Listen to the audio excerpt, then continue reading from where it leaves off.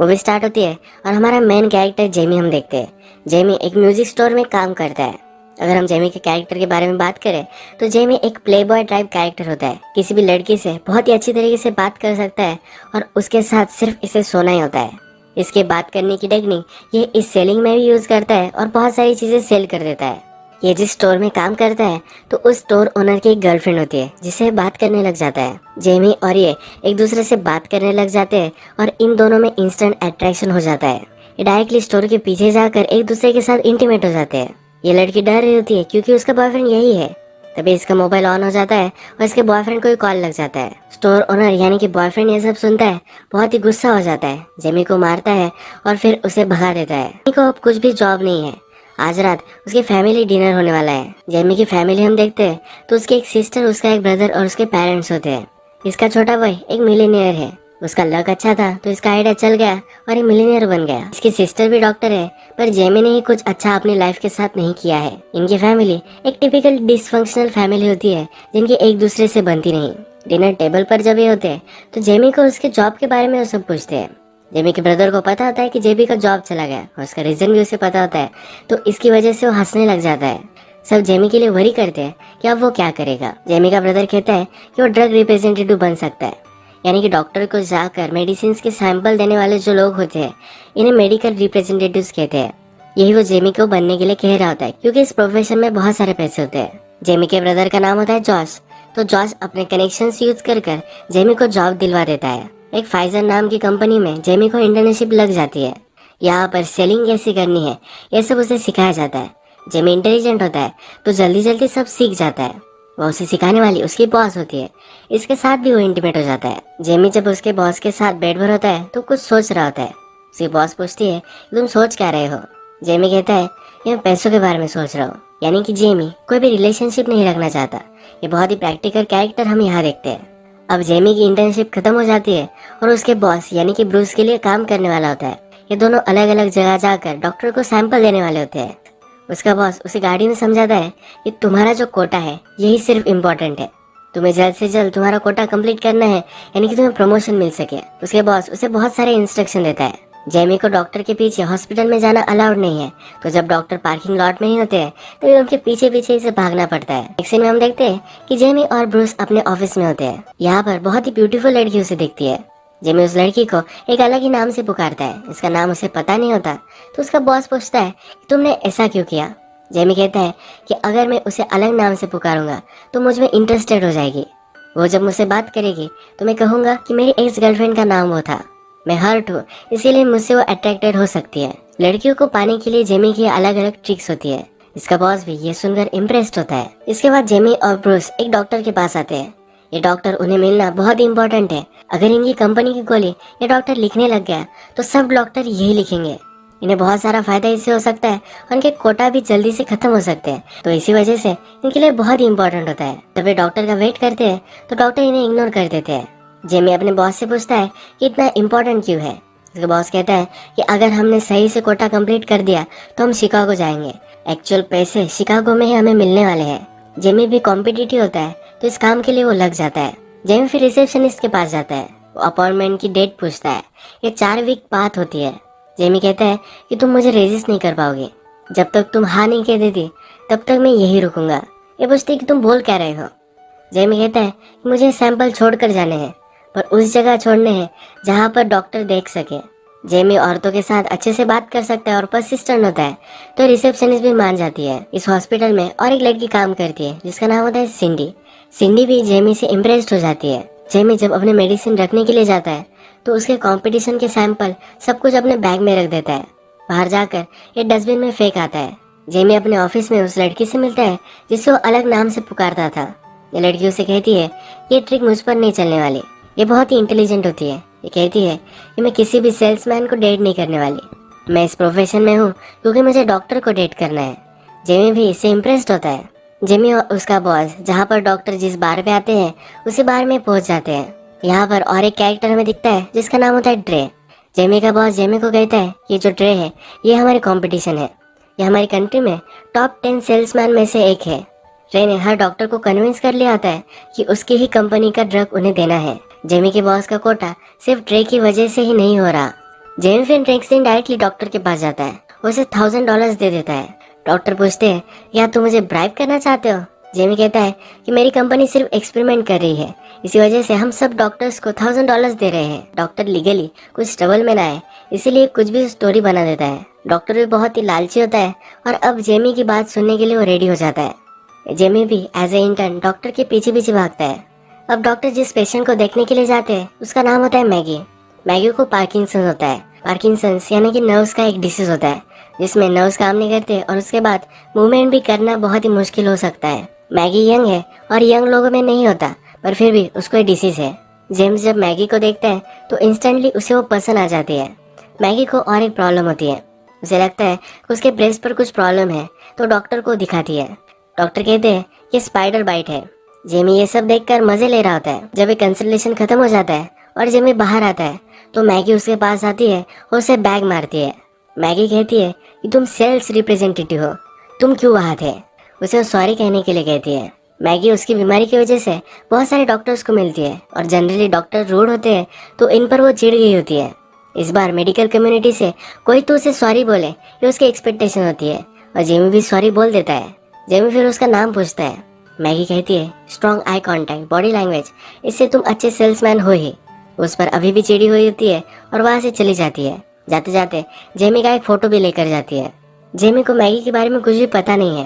Hospital में काम करने वाली सिंडी ये जेमी से अट्रैक्टेड है, तो जेमी उसे कॉल करता है। उसे कुछ बहाना बना देता है और नंबर वो ले लेता है। जेमी जब घर पर आता है तो उसका ब्रदर वहाँ आया हुआ होता है। उसकी गर्लफ्रेंड ने उसे बाहर निकाल दिया है। इसका ब्रदर एक पॉर्न एडिक्ट बन चुका है, तो इसी वजह से उसकी गर्लफ्रेंड ने उसे बाहर निकाल दिया। इसे इमोशनल सपोर्ट की जरूरत है, तो जेमी के पास ही अब रहने वाला है। मैगी पूछती है कि तुम्हें ये नंबर कैसे मिला, पर वो फिगर आउट कर लेती है कि रिसेप्शनिस्ट से उसे नंबर मिल गया होगा। जेमी उसे बोलता है कि प्लीज मेरे साथ एक कॉफी पर चलो। मैगी इसके लिए मना कर रही होती है, पर जेमी बहुत ही इंसिस्टिंग होता है। मैगी को पता है कि जब तक वो हाँ नहीं बोलेगी तब तक ये पूछता ही रहेगा, इसी वजह से अब वो मान जाती है। इसके बाद हमें इन दोनों की डायरेक्टली डेट दिखाई गई है। मैगी जिस कैफे में काम करती है यहीं पर वो जेमी को बुलाती है। ये दोनों बैठते हैं और जेमी कहता है कि तुम्हारी आईज बहुत ही ब्यूटीफुल है। मैगी तुरंत पहचान जाती है कि इसकी एक ट्रिक है। मैगी उससे पूछती है कि क्या हर लड़की पर ये चल जाता है? जेमी कहता है कि सचमुच में वो बहुत ही ब्यूटीफुल है। मैगी इस कन्वर्सेशन से बोर हो जाती है। वो कहती है कि हम इधर उधर की बातें करेंगे, एक दूसरे को लाइक कर रहे हैं सब प्रिटेंड करेंगे और उसके बाद एक दूसरे के साथ इंटीमेट हो जाएंगे, तो क्यों ना हम टाइम बजाते हैं, डायरेक्टली मेरे अपार्टमेंट पर चलते हैं। जेमी बिलीव नहीं करता कि हो क्या रहा है। मैगी सीरियस होती है, तो डायरेक्टली अपार्टमेंट पर जाते हैं और एक दूसरे के साथ इंटीमेट हो जाते हैं। मैगी को भी कोई भी रिलेशनशिप रखना अच्छा नहीं लगता, तो इन दोनों के लिए ये बेस्ट ऑप्शन होता है। इसी तरीके से बार बार वो मिलने लग जाते हैं। एक बार ऐसे ही जेमी के घर पर मैगी आ जाती है और सब कपड़े निकाल देती है, पर उसे पता ही नहीं होता कि जेमी का ब्रदर यहाँ है। ये बहुत ही ऑकवर्ड और फनी सीन हम यहाँ देखते हैं। जब मैगी और जेमी एक दूसरे के साथ इंटीमेट हो जाते हैं तो अपने चाइल्डहुड के बारे में जेमी बात करने लग जाता है। जेमी की बातों से हमें पता चलता है कि वो बहुत ही इंटेलिजेंट था, उसे बायोलॉजी बहुत ही पसंद थी। पर जेमी कहता है कि उसके फादर को हेट करता था। उसके फादर को जेमी को बहुत ही सक्सेसफुल देखना था, पर जेमी होने नहीं दे सकता था। मैगी इस स्टोरी पर भी बिलीव नहीं करती। वो कहती है, क्या लड़कियों को ये स्टोरी पसंद आती है? क्या तुम इसी तरीके से लड़कियों की सिंपैथी लेते हो? इसके बाद जेमी सीरियस हो जाता है। वो मैगी से पूछता है, तुम्हारा बॉयफ्रेंड क्यों नहीं है? मैगी भी सीरियस हो जाती है। वो कहती है, जैसा चल रहा है वैसे तुम चलने दो, मुझे कोई भी रिलेशनशिप नहीं चाहिए। इसके बाद नेक्स्ट सीन में हम देखते हैं कि जेमी के पास ट्रे जाता है।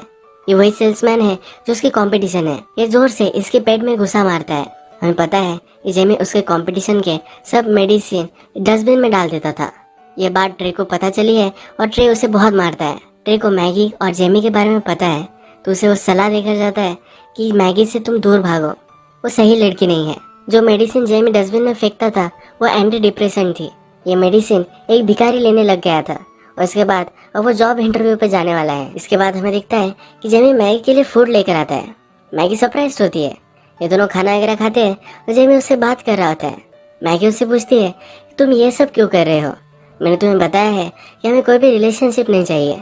मैंने एक बार रिलेशनशिप में रहने का ट्राई किया था और वो सक्सेस नहीं हो पाया। मैगी को लगता है कि उसकी कंडीशन की वजह से बहुत सारी चीजें अब कर नहीं पाएगी, इसी वजह से कोई भी उसके साथ सही से रह नहीं पाएगा और वो किसी को भी डिजर्व नहीं करती। उसकी लास्ट रिलेशनशिप यानी कि ट्रे के साथ जब वो थी तो यही एक प्रॉब्लम आया था। उनमें बहुत बड़ी फाइट हो चुकी थी, इसी वजह से ब्रेकअप भी हो गया। ये सब चीज़ें वो जेमी को बताती है। इसके बाद ये दोनों इंटीमेट होने की कोशिश करते हैं, पर जेमी आज कुछ कर नहीं पाता।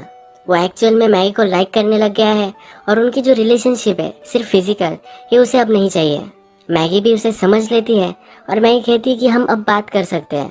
ये फिर सुबह से लेकर शाम तक बहुत सारी बातें करते हैं। बातों बातों में मैगी कहती है कि तुम्हारी कंपनी वाइग्रा इंट्रोड्यूस कराने वाली है। ये आदमियों को परफॉर्मेंस इंक्रीज करने का एक ड्रग है। ये बहुत सारी बातें करते हैं और फिर से इंटीमेट हो जाते हैं। जेमी जब जा रहा होता है तो मैगी फिर से उससे कहती है मुझे कोई भी रिलेशनशिप नहीं चाहिए, हमने जो बातें की है ये लास्ट बार हम करेंगे। अब नेक्स्ट सीन में हम देखते हैं कि जेमी जब अपने बॉस के पास होता है तो अपने बॉस को कहता है कि जो न्यू ड्रग हमारी कंपनी लॉन्च करने वाली है वो मुझे चाहिए। जेमी बोलता है कि वो ड्रग सेल करने के लिए मैं ही बेस्ट हूँ, मुझसे ज़्यादा फास्ट कोई भी सेल नहीं कर पाएगा। उसका बॉस भी ये देने के लिए उसे मान जाता है। इसके बाद जेमी और उसका बॉस बार में आते हैं। इस बार में डॉक्टर और ट्रे भी होता है। जेमी डॉक्टर के पास आ जाता है और उससे बात करने लग जाता है। डॉक्टर को पता चलता है कि जेमी और मैगी में रिलेशनशिप है। डॉक्टर को मैगी के लिए बहुत ही बुरा लगता है। जेमी कहता है कि इसमें बुरा लगने जैसा क्या है, वो अच्छे से मेडिसिन वगैरह लेगी तो सही से वो जी सकती है। यहाँ पर ट्रे कहता है कि तुम्हें ऐसा लगता है, पर ये सब पॉसिबल नहीं है। जेमी और ट्रे इन दोनों में फाइट अभी होने वाली है, पर ट्रे वहाँ से निकल जाता है।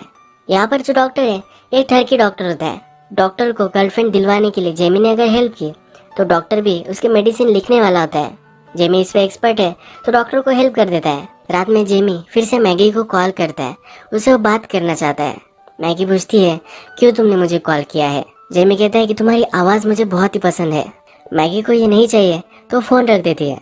जेमी का ब्रदर ये सब सुन रहा होता है। वो कहता है कि तुम्हें मना कर रही है, इसी वजह से तुम उसके साथ रिलेशनशिप चाहते हो। जेमी नेक्स्ट दिन मैगी के पास जाता है। वो कुछ और लोगों को अलग हॉस्पिटल में लेकर जा रही होती है। वो 2 दिनों के लिए शहर से बाहर रहेगी और रात में भी लेट आएगी। मैगी उससे कुछ भी बात नहीं करना चाहती। जेमी फिर 2 दिनों बाद रात में आता है और रात में अपनी गाड़ी में ही रुकता है। वो कंटिन्यूसली मैगी का वेट करता है। सुबह हो जाती है तब मैगी आती है। मैगी रियलाइज करती है कि रात भर यही था। मैगी कहती है कि हम अगर रिलेशनशिप में जाएंगे तो हम अपने फ्रेंड्स को एक दूसरे से नहीं मिलवाएंगे, हम हमारी रिलेशनशिप को सीक्रेट रखेंगे, क्योंकि इसके बाद लोग हर्ट हो जाते हैं। अगर तुमने कुछ गलत किया तो मैं कभी भी तुम्हारा मुंह नहीं देखूंगी। जेमी इन सब के लिए मान जाता है और एक दूसरे के साथ रहने लग जाते हैं। अब जेमी को न्यू मेडिसिन का अकाउंट भी मिल चुका है तो बहुत ही खुश होता है। बहुत अच्छे से सेल करता है और टॉप सेल्समैन ये भी बन जाता है। जेमी और मैगी की रिलेशनशिप भी बहुत ही ब्यूटीफुल चल रही होती है। बेडरूम में भी एक दूसरे को टेप करते हैं। एक दिन मैगी के साथ जेमी होता है और अपनी मदर से बात कर रहा होता है। अपनी मदर को कहता है कि 20,000 टैबलेट्स मैंने सोल्व कर दी है। मैगी को पता होता है कि सिर्फ 12,000 थी। तो फोन रख देने के बाद मैगी उससे पूछती है तुमने ऐसा क्यों कहा। जेमी कहता है कि मेरी मदर के सामने मुझे सिर्फ अच्छा साउंड करना था, इसीलिए मैं कर रहा था। मैगी पूछती है कि और क्या तुमने झूठ बोला है। मैगी जेमी को फिगर आउट कर लेती है। वो कहती है कि तुम कॉन्फिडेंट हो, तुम अपने गोल के लिए बहुत सारे काम करते हो, तुम स्मार्ट हो, तुम इंटेलिजेंट हो, पर फिर भी तुम्हें लगता है कि तुम ये सब डिजर्व नहीं करते। तुम कितने अच्छे हो ये तुम्हें खुद को नहीं पता है। वो जेमी को कॉन्फिडेंस दिलाती है कि वो एक अच्छा आदमी है। एक दिन जेमी पार्टी में जाता है। यहाँ बहुत सारी लड़कियाँ होती है, पर यहाँ वो रियलाइज करता है कि वो एक्चुअल में मैगी से प्यार करने लग गया है। वो रात में मैगी के पास आता है, उसे किस करता है, उससे वो बात करना चाहता है पर वो कर नहीं पाता। उसे सांस लेने में तकलीफ आ जाती है। मैगी भी उसके लिए डर जाती है। ये इसी पेन में उसे बोल देता है कि उसे बहुत प्यार करता है। मैगी भी उसे हक करती है। अब हम देखते हैं कि थोड़े दिन गुजर चुके हैं। मैगी का डिसीज और भी बढ़ने लग चुका है। उसके हाथ बीच बीच में थरथराने लगते हैं। वो सही से कुछ काम कर नहीं पाती। एक दिन उसके मेडिसिन सब खत्म हो जाते हैं। ये बहुत ही डिप्रेस महसूस करती है। रात में जब जेमी घर पर आता है तो मैगी कहती है मेरे साथ तुम क्यों रहना चाहते हो? क्या तुम्हें नॉर्मल गर्लफ्रेंड नहीं चाहिए जो तुम्हारे साथ कहीं जा सके, कुछ चीजें कर सके? मैगी को लगता है कि उसे डिसीज है, इसी वजह से जेमी उसके साथ रह रहा है। जेमी भी इस पर चिढ़ जाता है और वहाँ से निकल रहा होता है। तभी मैगी अपना ग्लास नीचे फेंक देती है। जेमी बाहर चला गया होता है पर फिर भी आवाज सुनकर अंदर आ जाता है। मैगी को हक करता है क्योंकि उसे सहारे की जरूरत होती है। मैगी की कंडीशन ठीक हो सके इसीलिए अच्छे से ड्रग्स वगैरह अवेलेबल नहीं है, पर जेमी इसके लिए पूरे एफर्ट अब डालने वाला है। जेमी की एक जगह पर कॉन्फ्रेंस होने वाली होती है। यहाँ भी वो मैगी को लेकर जाता है। इसी कॉन्फ्रेंस में मैगी को कुछ लोग मिलते हैं जिनको भी उसकी तरह ही बीमारी होती है। इनका एक स्पेशल क्लब होता है जहाँ वो जाकर एक दूसरे से बात करते हैं। मैगी जब वहाँ जाती है तो सब लोग उसकी बीमारी के बारे में खुलकर बात कर रहे होते हैं। ये भी उसकी तरह ही है और बहुत सारी चीजें अपनी लाइफ के साथ कर रहे हैं। ये देखकर उसे मोटिवेशन मिलती है। उसे जो लगता था कि वो अकेले ही है, अब वो उसे नहीं लग रहा, वो भी अच्छे से लाइफ जी सकती है। इसके लिए वो होपफुल है। जेमी को भी टेक्स्ट मैसेज कर कर वो यहाँ बुला लेती है। जब ये मीटिंग खत्म हो जाती है तो जेमी एक आदमी से बात करता है। इस आदमी की वाइफ भी इसी डिसीज से जूझ रही है। जेमी इस आदमी को उसकी वाइफ के बारे में पूछता है कि तुम दोनों की रिलेशनशिप कैसी है। यह आदमी बोलता है कि क्या तुम्हारी वाइफ को भी है। जेमी कहता है कि मेरी गर्लफ्रेंड को है। यह आदमी जेमी को सलाह देता है कि इस रिलेशनशिप को तुम एंड कर दो। यह बीमारी बहुत ही घटिया है। तुम किसी भी लड़की से प्यार करते हो तो उसकी कुछ क्वालिटीज के लिए करते हो, पर यह सब क्वालिटी उस लड़की से ये छीन लेती है। यह आदमी कहता है कि मैं मेरी वाइफ से प्यार करता हूँ, पर फिर से दोबारा मैं ये सब नहीं करना चाहूंगा। जेमी ये सब सुनकर डर जाता है। अब ये ठान लेता है कि कुछ भी करेगा पर मैगी को क्यूर करके रहेगा। मैगी के लिए वो रिसर्च करता है, अलग अलग हॉस्पिटल्स देखता है, बहुत सारी टेस्ट मैगी और वो जाकर करवा कर आते हैं। जेमी अपने जॉब में बहुत ही आगे चला गया था, पर वो अपने जॉब में भी अब जरा पीछे आ रहा है। मैगी भी अलग अलग हॉस्पिटल में जाने से अब चिढ़ जाती है। वो अब जेमी से बात करती है। वो कहती है कि ये सब तुम क्यों कर रहे हो, मेरी बीमारी के साथ भी मैं रह सकती हूँ, इतना बड़ा ये इशू नहीं है। वो फिर रियलाइज करती है। जेमी से पूछती है क्या तुम्हें लगता है कि अगर मेरी बीमारी ठीक होगी तभी तुम मुझसे प्यार कर सकते हो। जेमी कुछ भी बोलता नहीं, ये समझ जाती है कि यही रीजन था। जेमी से वो ब्रेकअप कर लेती है। जेमी फिर से अपने करियर में ट्रैक में आ जाता है। सब टारगेट्स वगैरह वो जल्दी जल्दी कंप्लीट करता है तो उसे प्रमोशन भी मिल जाता है। अब वो नई जगह प्रमोशन के लिए जाने वाला है। इसके बाद जेमी अपने बॉस के साथ एक रेस्टोरेंट में सेलिब्रेट करने के लिए आता है। यहाँ पर उसे फिर से मैगी मिलती है। मैगी एक दूसरे आदमी के साथ होती है। जेमी उससे बात करना चाहता है पर मैगी वहाँ से निकल जाती है। फिर जेम्स अपने जब बॉस से बात करता है तो सिर्फ जेम्स को प्रमोशन मिला होता है, उसके बॉस को प्रमोशन नहीं मिलता। जेमी को ये सिस्टम बहुत ही गलत लगता है। अब जेमी प्रमोशन के लिए नई सिटी में जाने वाला है तो सब पैकिंग वगैरह कर रहा होता है। हमने देखा है कि जेमी और मैगी एक दूसरे को टेप करते थे तो ये टेप्स उसे मिल जाती है। एक वीडियो चलाता है जिसमें मैगी बहुत ही खुश होती है। जेमी जब पूछता है तो ये कहती है कि ये जो मोमेंट है ये मेरे लिए बहुत ही ब्यूटीफुल है। ऐसा एक मोमेंट हो या हजार, पर अभी जो चल रहा है यही मेरे लिए बहुत ही इम्पोर्टेंट है। जेमी अब रियलाइज करता है कुछ भी चीजें मैटर नहीं करती। मैगी के साथ जो भी पल वो गुजार सके वो उसे गुजारने हैं। ये मोमेंट उसका इम्पोर्टेंट है, वो फ्यूचर की नहीं सोच सकता। जेमी जल्दी से मैगी के पास जाता है। मैगी एक बस में आगे चली जाती है तो बस का पीछा करता है और बस को रोक लेता है। मैगी पूछती है क्या ये सब कर कर तुम मुझे इम्प्रेस करना चाहते हो। जेमी कहता है कि प्लीज मेरी बात सुन लो। जेमी कहता है कि मैं घटिया आदमी हूँ, मैंने मेरी पूरी लाइफ में किसी भी केयर नहीं की है।